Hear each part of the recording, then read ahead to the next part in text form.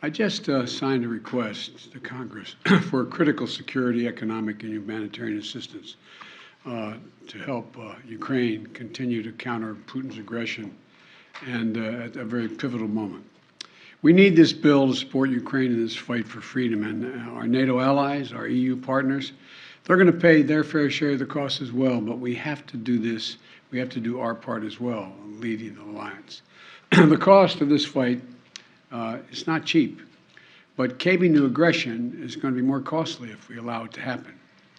We either back Ukrainian people as they defend their country, or we stand by as the Russians continue their atrocities and aggression in Ukraine. So we need to contribute arms, funding, ammunition, and the economic support to make their courage and sacrifice have purpose so they can continue this fight and do what they're doing. It's critical this funding gets approved and approved as quickly as possible. Today, in order to sustain Ukraine as it continues to fight, I'm sending Congress a supplemental budget request.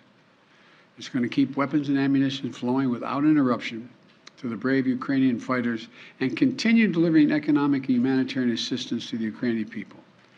This so-called supplemental funding addresses the needs of the Ukrainian military during the critical weeks and months ahead. And it begins the transition to longer-term security assistance that's going to help Ukraine deter and continue to defend against Russian aggression.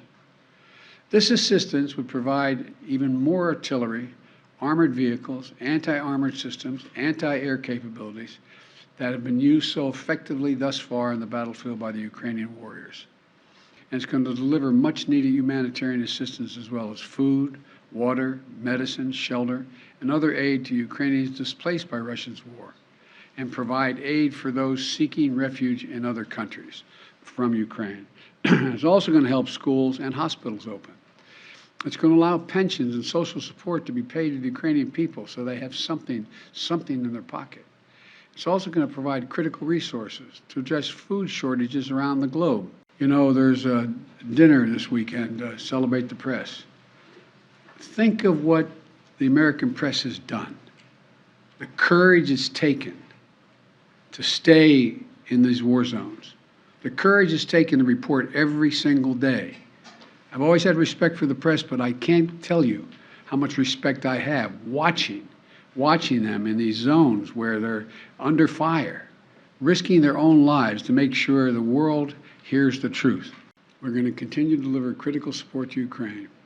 We must also not let our guard down in our fight against COVID-19 at home and abroad. That's why I'm again urging Congress to act on my request for $22.5 billion in emergency resources so the American people can continue to protect themselves from COVID-19.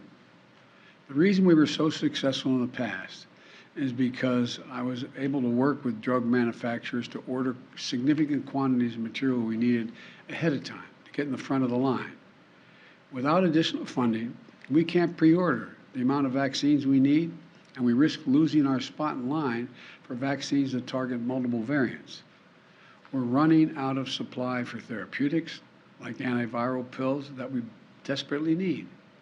Without additional funding, we're unable to purchase a life-saving treatment for the American people. We've donated more vaccines and treatments to the world than all other nations in the world combined. If the U.S. won't do it, no one else is really going to step up and do it. Without additional funding, the United States won't be able to help stop the spread around the world and close off ongoing sources of the supply chain disruptions.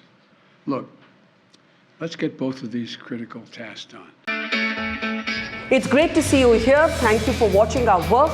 If you haven't subscribed yet, don't forget to click the bell icon and subscribe to Mojo Story and support independent, robust journalism.